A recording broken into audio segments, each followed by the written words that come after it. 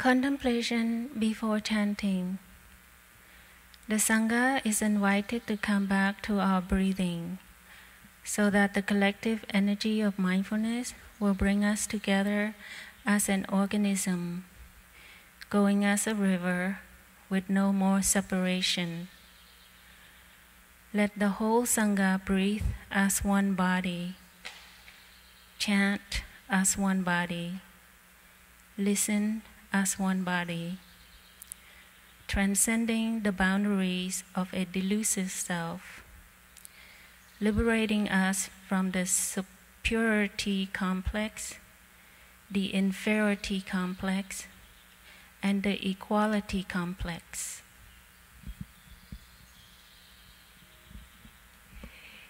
May the day be well and the night be well.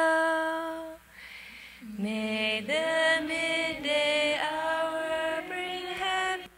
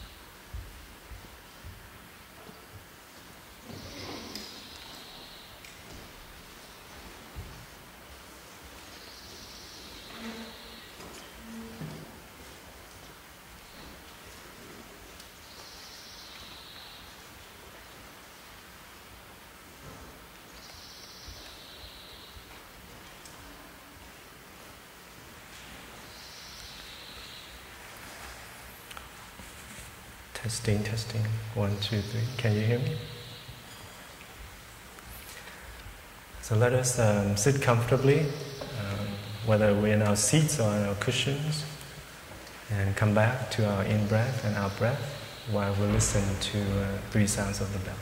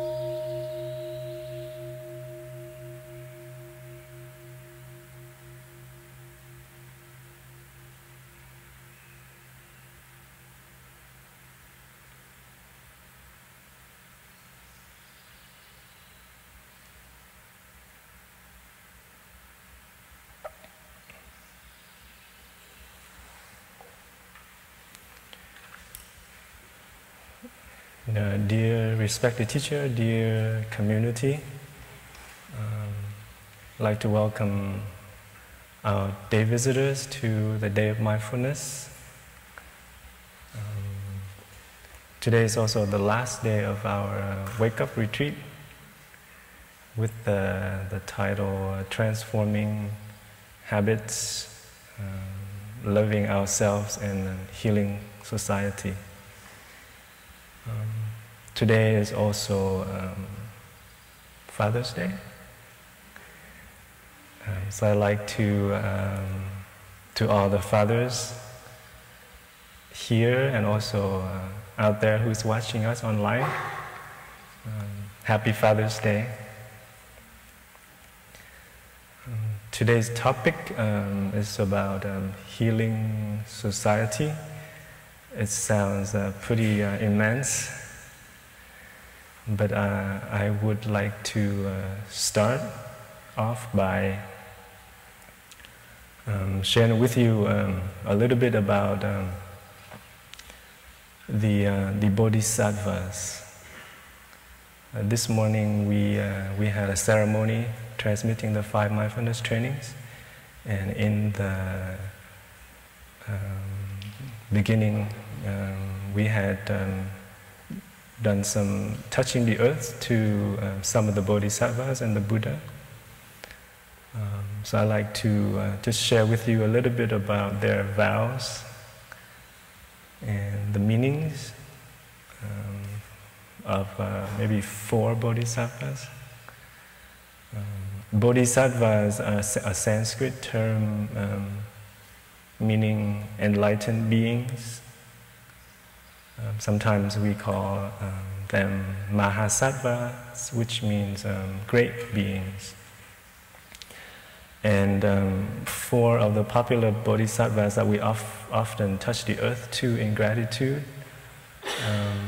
One is named Manjushri. And the second is named Avalokiteshvara. And there's one that's named Samantabhadra. And then another one is Kshitigapa.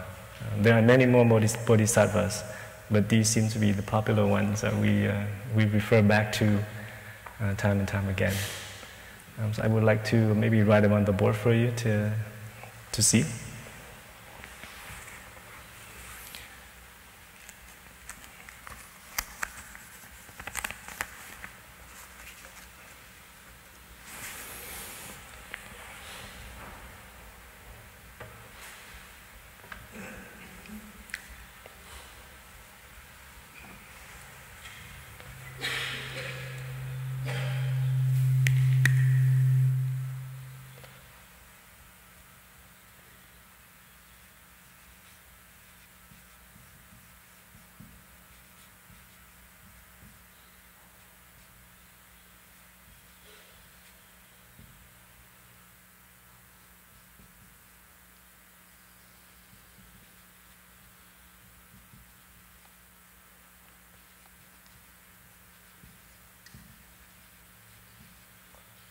So this part means enlightenment, and this part means beings.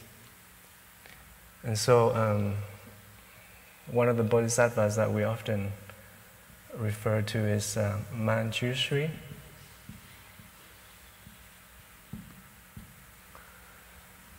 And this bodhisattva embodies great understanding.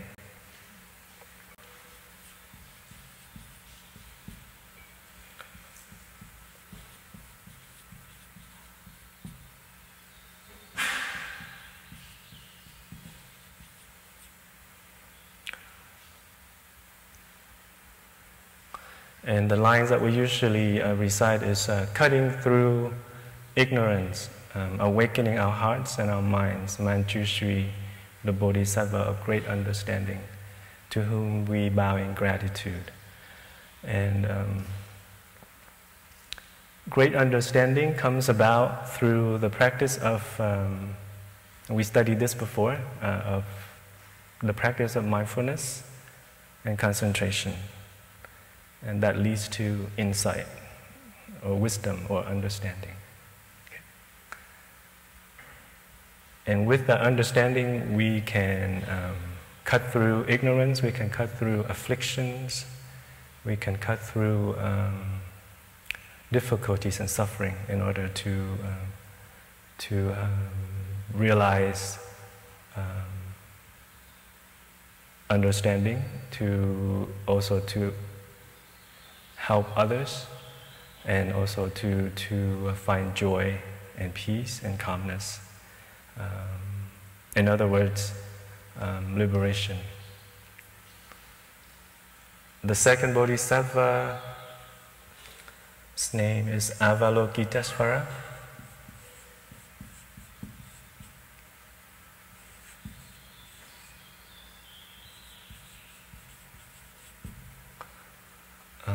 And this bodhisattva embodies great compassion.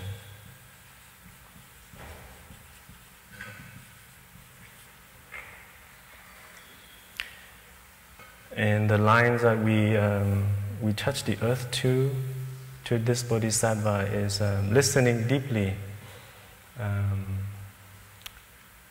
Help me? Serving beings in countless ways. Avalokitesvara, the bodhisattva of great compassion, to whom we bow in gratitude.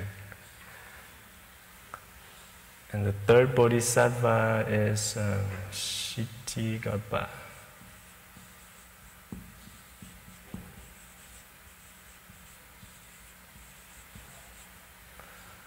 This bodhisattva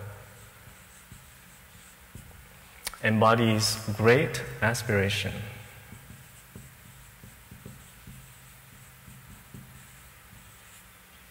Okay, who knows this line? Something about persevering.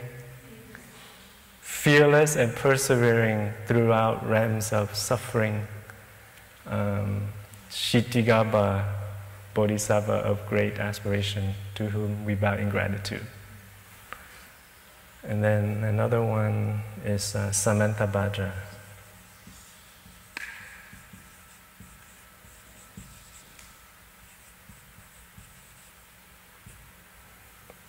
Great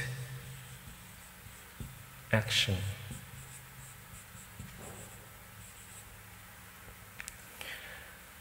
And this one, the line goes, working mindfully, working joyfully, for the sake of all beings, Samantabhadra, bodhisattva of great action, to whom we bow in gratitude. So we don't know for sure whether these bodhisattvas were real at one point or not, but that is not important. What is important is they represent these qualities, these potentials, these what we call seeds that each and every one of us has in our consciousness. Remember the first day when we studied about the sukho, Brother Phap drew, and about the stored consciousness and the seeds, all the potentials. So we all have this in us. And when we touch the earth to these bodhisattva in gratitude, we're actually training to water those seeds in us, to awaken those potentials in us, so that we can benefit ourselves and all beings. It's just like the flag. We salute the flag, and the flag represents the nation, right? In New York, we have the Statue of Liberty. She represents liberty. So millions of people flock to New York to see a statue. Why? Because she represents something. And similarly, these bodhisattvas, we salute them. We pay respect to them because they represent these qualities that we like to cultivate.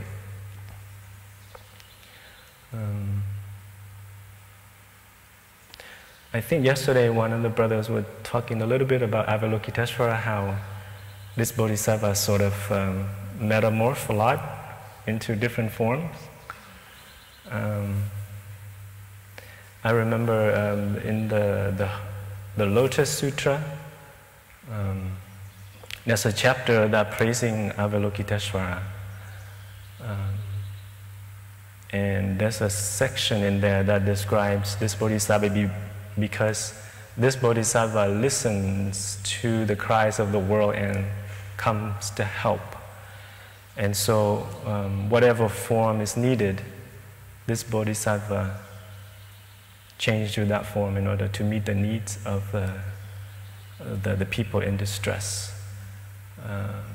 In the sutra it says, if a woman needs to appear to help, or like saying, if someone needs a woman to appear to help, for example, a child needs a mother to come and help, then Avalokiteshvara appears as a woman to help. If a form of a man is needed to help, Avalokiteshvara appears in the form of a man to help. If a king or a president or a general is needed, that form is needed to help, Avalokiteshvara manifests in that form. If a child is needed to help, then Avalokiteshvara appears as a child to help. And this is, there was a story I read a while back, or heard a while back, about there's a vacationer from Europe to Africa. And he went on a hunting expedition and he got lost. And he couldn't find his way out. And so he was praying to God to help him. And he prayed and he prayed and he prayed. But he didn't see God appear at all to help him. But after some time when it got dark, a local hunter from the bush came out and realized that he's lost, so showed him the way back to his camp. And when he came back, his group, the people in his group said, "Where have you been? We worried about you. And how did you find your way back?" And he said, "Oh, I prayed to God. I prayed so much, but God didn't appear. Just some hunter in the bush came out and showed me the way." I'm toning down the version of the story. He was calling this person names. But anyhow, sometimes help appears in an unexpected form. Who's to say that that person that helped him out, that pointed him back to where his camp was not God? Right? Because he has an image of what God is supposed to look like. And so when God appears in a different form, he's not able to recognize it. But the good deed was done. God manifests in a different form to help him. And similarly with Avalokiteshvara, If you've been here the whole retreat, you at least heard this bodhisattva was referred to twice with a different pronoun. The other day we chanted before the talk, the praising the bodhisattva of great compassion, that's Avalokiteshvara, and in there, she is used, or her is used. And then this morning when we chanted the Heart Sutra, it's also about Avalokiteshvara, but the pronoun he was used. So is it a he or a she? Actually, it doesn't matter. But the energy of compassion can manifest in whatever forms that's needed. And so to help heal society, we need bodhisattvas, we need great beings with great understanding, compassion, aspiration, and action in order to help. As I said earlier, when we practice mindfulness and concentration, understanding manifests. And when understanding manifests, that leads to compassion. When we understand something or someone, compassion naturally manifests in us. And when compassion is present, it's very easy to come to wanting to help, giving rise to aspiration to do something to make the situation better. And from aspiration to action is a very short step. And you see how they lead, each leads to the other, but also they inter-are. When we do an action that is helping, that is supportive, that reinforces the aspiration in us, that nurture compassion, and that grows understanding. And the same is true for any other. When a father has some understanding or wants to understand and takes efforts, takes time to learn about his child, to understand more the suffering of his child, he will have compassion and love for his child, more compassion and more love. And from that gives rise to the aspiration of how can I help my child to suffer less. And with that aspiration comes naturally the action of what he needs to do or not to do in order to help the child to suffer less. And the same can be said of a child in relation to his or her father. I use father instead of mother because today is Father's Day. But I know you can understand.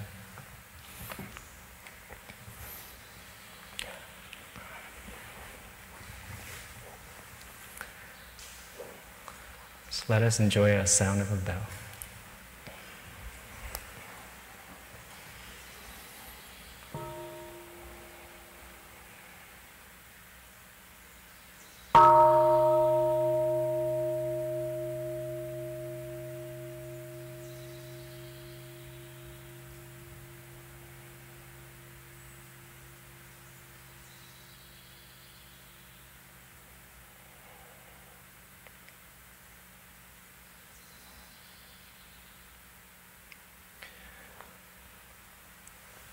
In the past 4 days, those of us who are here for the retreat, we have learned to recognize and to acknowledge our habits.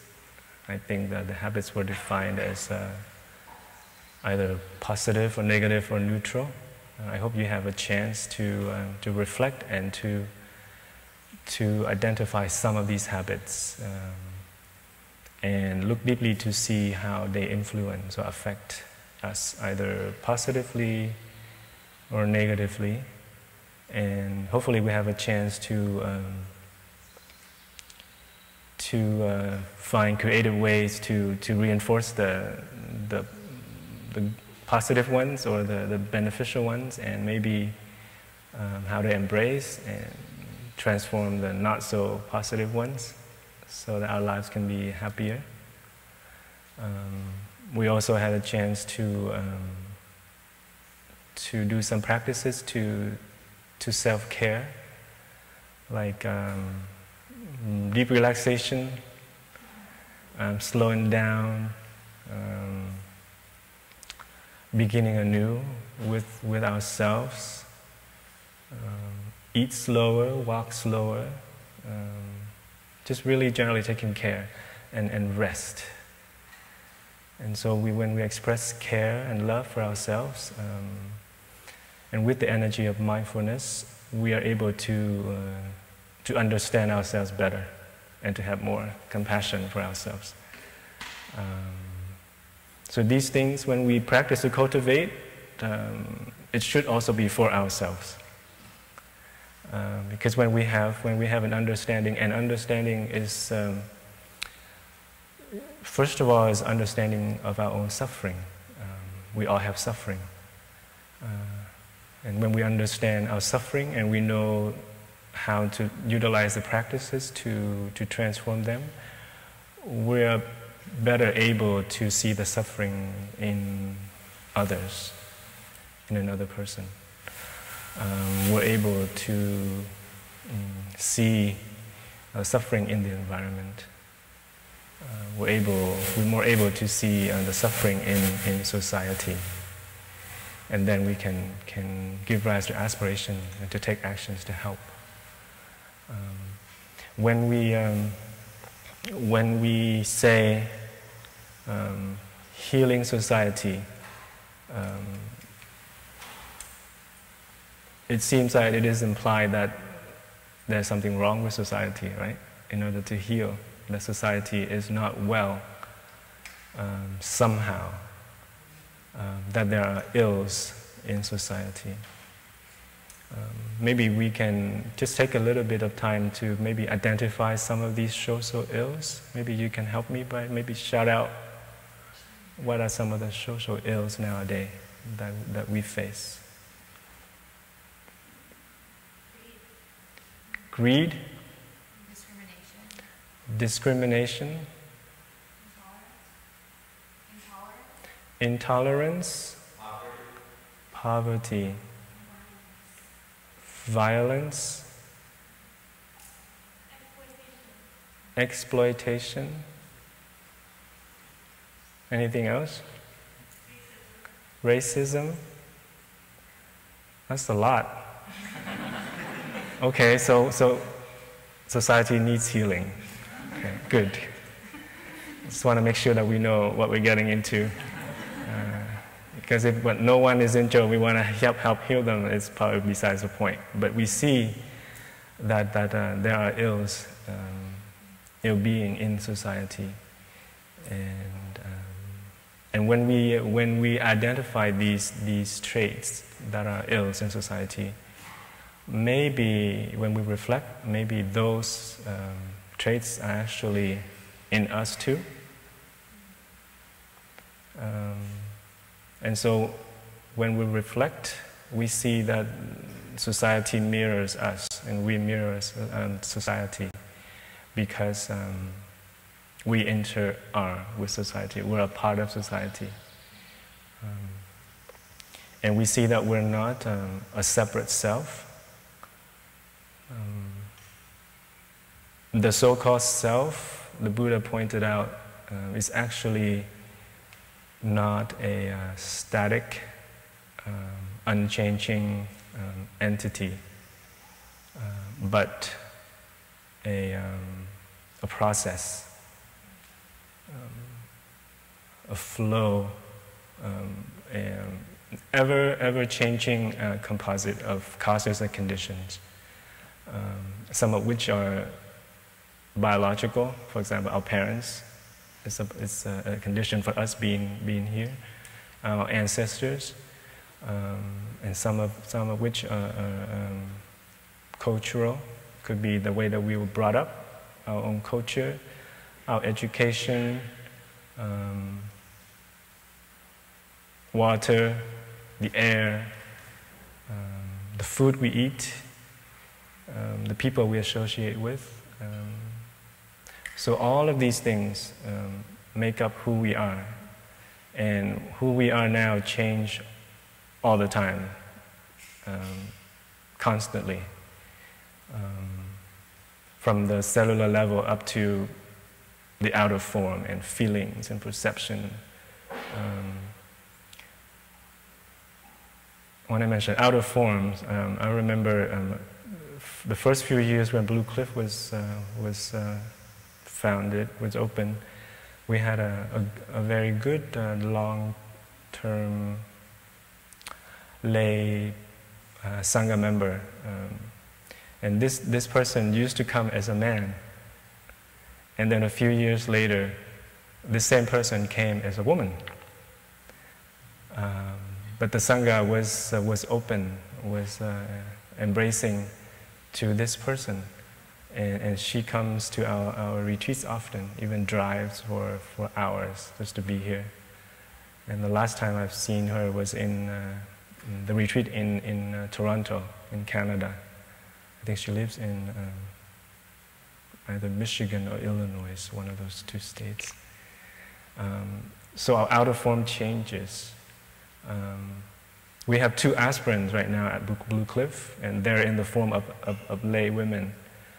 And perhaps in a few months, if conditions are all favorable, they will become monastics. They will lose their hair. They will wear the brown robe, so they become monastics. So the outer form changed like that. And there are also those who were monastic, but after some years, they transform back into a lay person. And so that's just to illustrate that we're not a static entity. We change all the time. The you now is actually different than the you 2 minutes ago, or even 1 minute ago. And so when we understand that we are interconnected with everything else, that we are impermanent, the same goes with society. Society is also made up of all these different elements. And so we see the interconnectedness between ourselves and society. So when we heal, when we take care ourselves, when we transform our habits, we're actually taking care of, we're actually transforming, we're actually healing society at the same time. Does that make sense? And for some of us, that's enough. Try our best to work on ourselves and be an active member of society. That is enough. But if, for those who don't think that's enough, of course there are concrete action that we can take to actually help heal society concretely. And one of the best ways is with a Sangha, with the community. We hear another sound of the bell.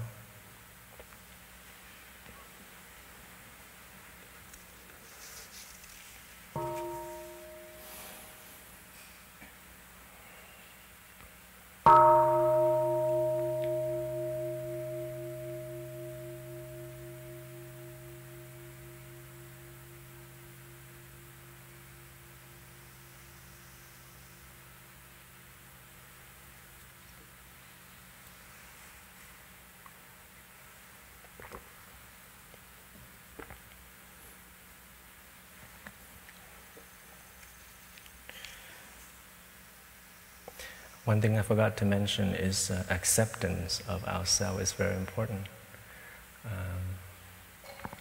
When we look deeply and we see that we are not a static entity, that we are a composite, that we are impermanent, and that we change all the time, we learn to accept ourselves the way we are first.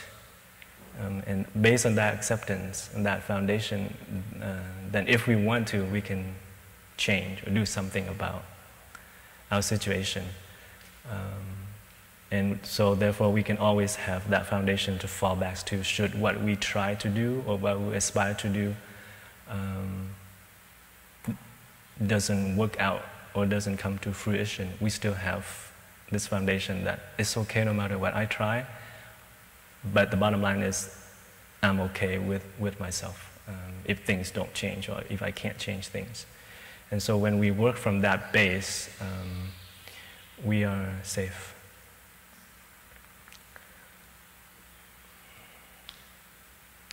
So I mentioned Sangha, and I know many of you are in Sangha.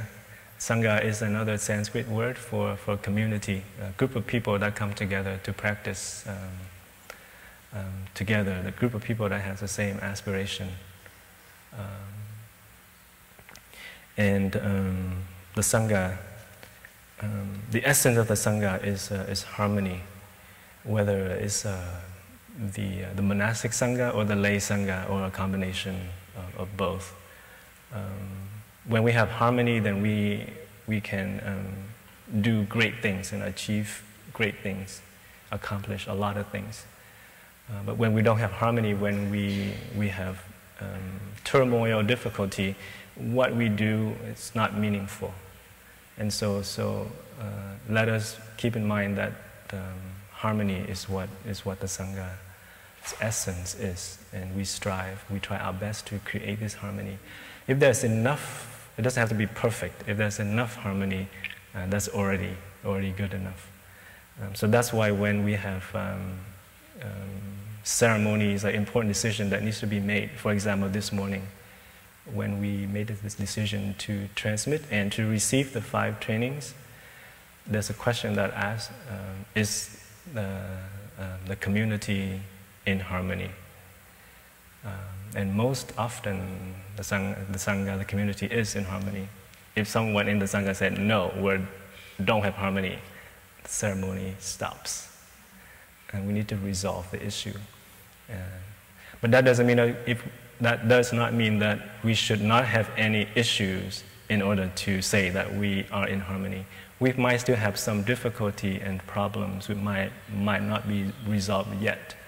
But the point is, at least in the community there is enough harmony, then we can proceed with the decision. And then the backbone of the Sangha is the 5 mindfulness trainings. Whether it's a lay Sangha or monastic. Of course, for a monastic Sangha, we have more trainings that we observe. There's 14 trainings for the OI members, and then there's a trainings or precept for the bhikkhus and bhikkhunis, and also for the novices. But the 5 mindfulness trainings is always the backbone for a community to practice in harmony. And of course, we have the schedule of practice.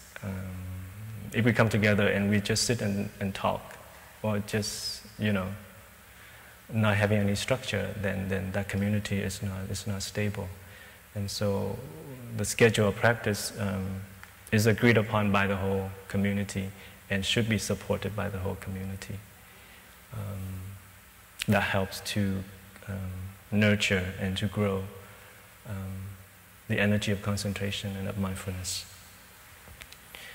And when we have this backbone and understand the essence of the Sangha, we know the role of the Sangha is very big. And simply put, the role of the Sangha is a place of refuge for each member, and also a place of refuge for friends who come. We, as a member, supports by being present by our practice, but at the same time, we receive the support of the collective energy of the Sangha. And so it's both ways. And when we have harmony, when we have a practice, when we have a direction, when we know our role, our work can be accomplished. Our work we can do a lot of good work for society, for the world. But at the very least, what we can do is, like Sister Truval shared the other day, bringing happiness to one person in the morning, and then relieve the suffering of one person in the afternoon, even just one person. And that person can be ourselves. That's already a great work done by the Sangha, let alone projects and things that we can do when we come together. And when we come together, we manifest these qualities. An example would be when we want to manifest the energy of compassion, when we want Avalokiteshvara to manifest. And we heard earlier that Avalokiteshvara can manifest in different forms based on the need of the people. It might be difficult for one person to do that, but I know that each one of us is already the Bodhisattva Avalokiteshvara. When our parents call upon us to help, we appear as a child, right, to our parents. And if we're married and have children, when our spouse calls on us, we appear as a partner. When our child calls on us, we appear as a parent. When a friend calls on us, we appear as a friend. And you already see that you are already Avalokiteshvara, like it or not. But imagine when we come together as a community, what amazing things we can accomplish. I can give an example of the Blue Cliff Sangha here. As you know, during the year, we organize many retreats. And each retreat somewhat special themed. For example, this one, it's just a wake-up retreat for young people, right?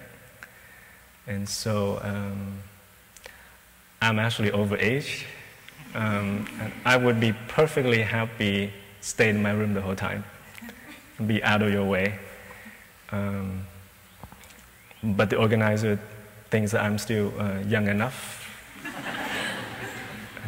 at heart, so that they allow me to walk around.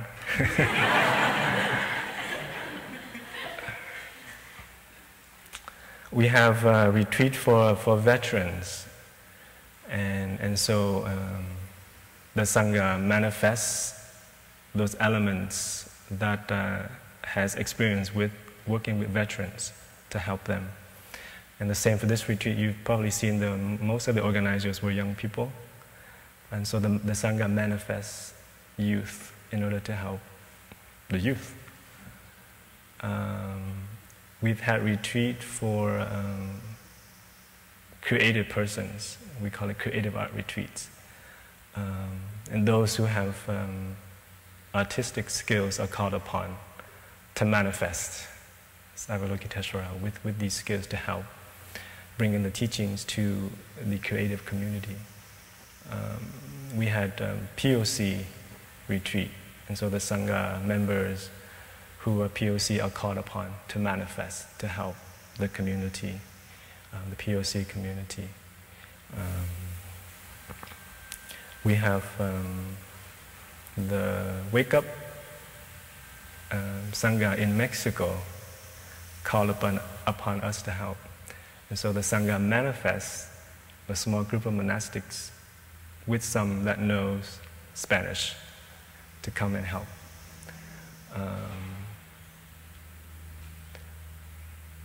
Montreal and Quebec region of Canada calls upon us to help.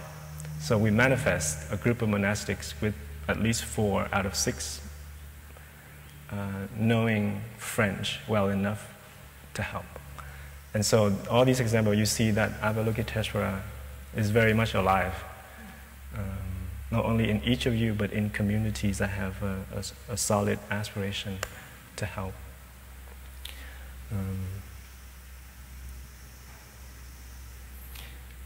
Let's take another Bodhisattva, say Samantabhadra, Bodhisattva of great action. How does a community or a Sangha manifest this quality? And I can give some of the examples of the lay community. There are many lay members in our tradition are doing prison work, going into prisons and help the people that are incarcerated to touch the practice and to bring the practice into their own lives. That's actually also the realization of the Bodhisattva Kshitigarbha his aspiration is to go to places where hell exists and to help. And so our lay Sangha members are actually realizing that aspiration. They manifest as Shittigaba to go into these difficult spaces to help. I have known of Sangha members that have gone to participate in the Women's March in Washington, D.C., also recently the Climate March. And I know that there are members who are also corresponding by mail with prison inmates, and some of the monks and nuns included. We also write to them and to console and to support. Sangha members go into schools to help bring mindfulness into schools, into the workplace, and even into the military. And so you see that as a Sangha, and when we work together and with the same direction, we can touch many lives, and we can affect change in society. And all of these things are actually elements of healing for our society. Another sound of the bell.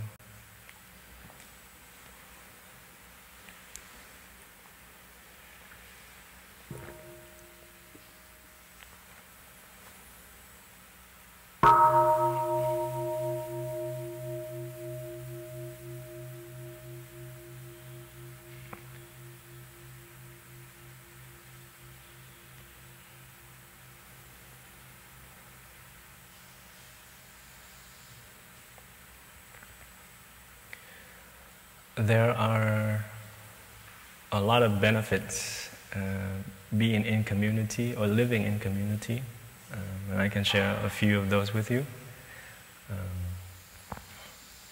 One of the benefits is that when we live in community or when we come to communal practices, we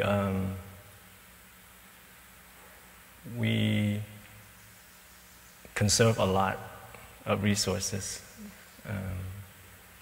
I shared with some of our friends the other day, in the monastery we have about maybe 40, 45 members, but we only have 7 cars. To some that's already a lot, but we have 7 cars, versus if we were living individually, we will have 40 cars, right?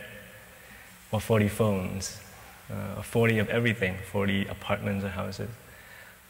But collectively we have, I think, 7 cell phones, and often used for like when we go out shopping or pick up people at the airport or go on trips, to use as GPS and to use as communication. And we're okay. It's doable. We learn to live more simply. We have a car-free day once a week, which means we don't use the cars.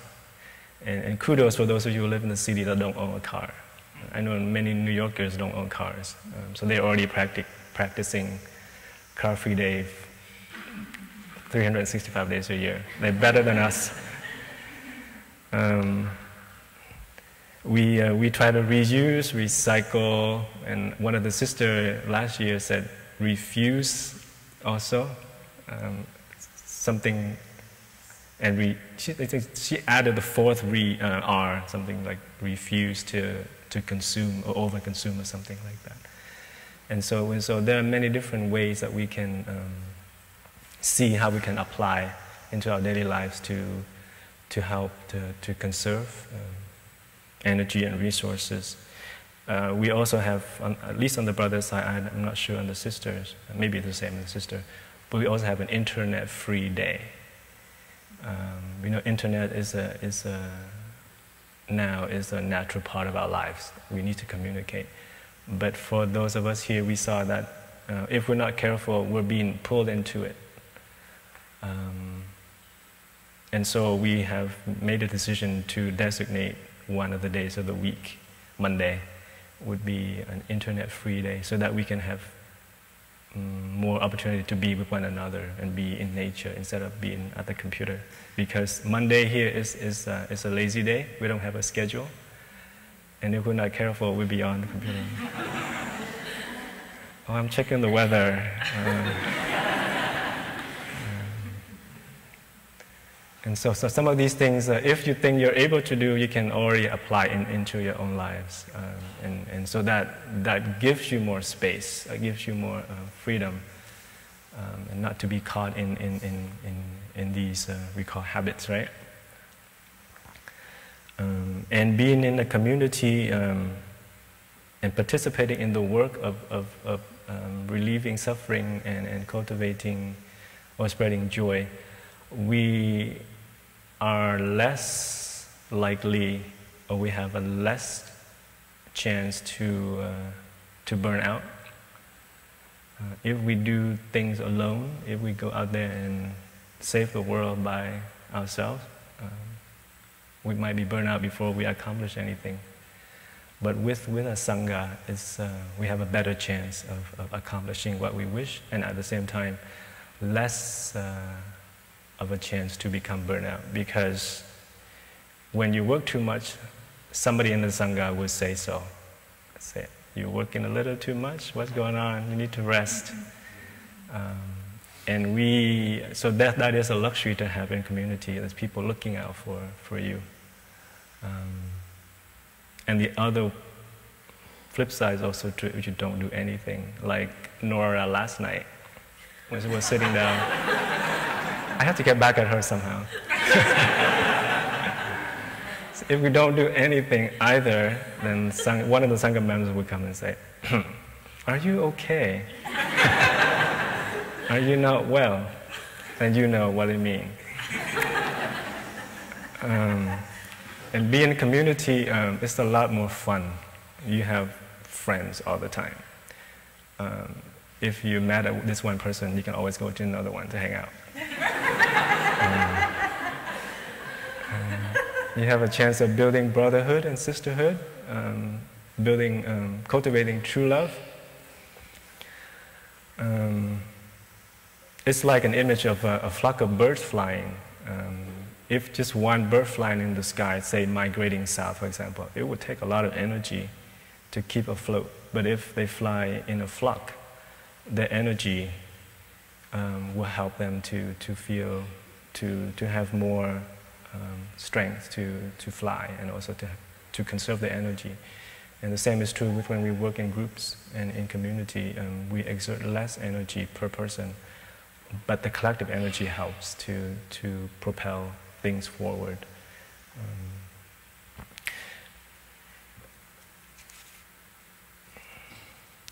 And one last thing about Sangha is that we don't have to expect a Sangha to be perfect before we can join.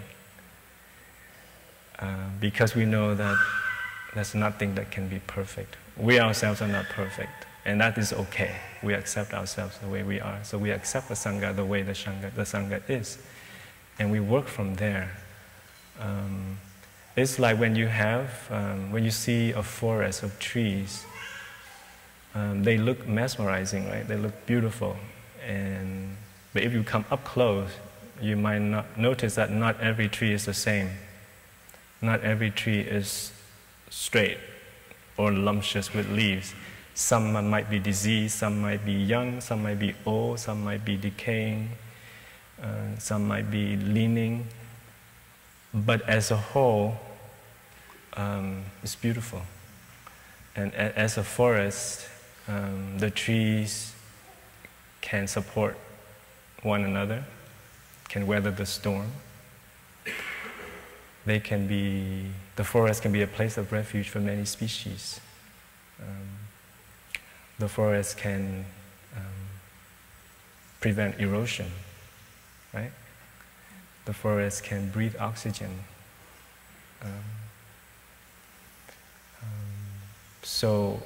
But if it's just one tree standing alone, it can do that too. But if a big storm comes, it has more likely of a chance of falling over. than when it stands together with the other trees.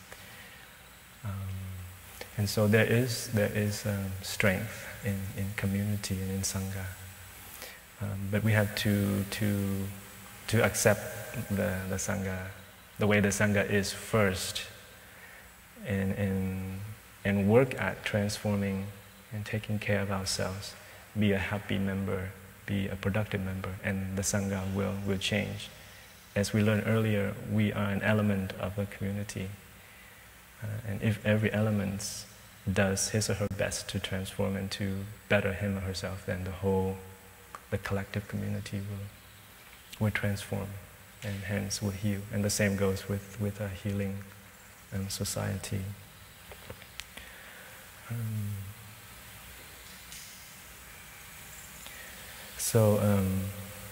Today, as we leave the Blue Cliff environment and we come back to our own environment, let us bring what we learned here home to practice and to support our Sangha to be with our presence and practice. And if we don't have one, create conditions for one to manifest so that we can do the work of transforming our habits, so that we can do the work of caring and loving ourselves and participating in the work of healing our society. I wish you a lot of peace, a lot of joy, and a lot of love. Thank you very much for your attention. And happy Father's Day. Let us enjoy listening to 3 sounds of the bell.